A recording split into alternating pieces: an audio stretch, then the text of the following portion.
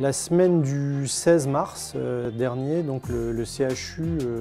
nous a contactés pour nous demander si on pouvait les aider à contenir la vague qui s'annonçait, donc la semaine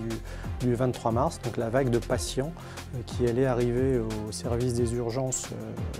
la semaine du 23 mars. Et en nous disant, eh bien, voilà, est-ce que vous seriez capable de produire un modèle prédictif, donc de l'intelligence artificielle, un modèle prédictif qui permettrait d'anticiper l'hospitalisation des patients très en amont, c'est-à-dire dans le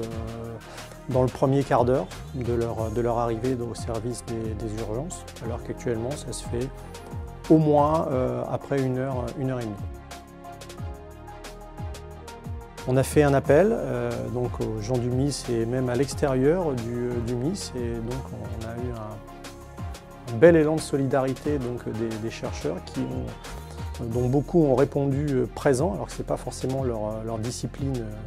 initiale, pour construire ça, et donc à 25, puisqu'il y a eu à peu près en gros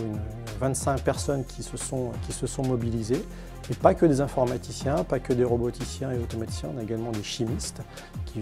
viennent du laboratoire de réactivité et de la chimie des solides, donc l'RCS, et également du LTI, donc le laboratoire des technologies innovantes. Tout ça, ce sont des gens de l'UPJV. Donc bon, le MIS en grosse majorité, donc tout ce petit monde a travaillé de concert pour produire donc 5 modèles prédictifs qui ont été proposés dès la semaine du 23 mars.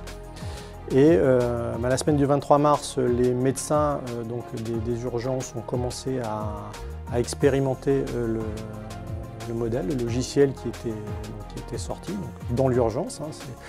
On pourrait presque dire que c'est de l'informatique d'urgence. J'en sais à l'heure actuelle, c'est exploité actuellement au CHU Amiens-Picardie.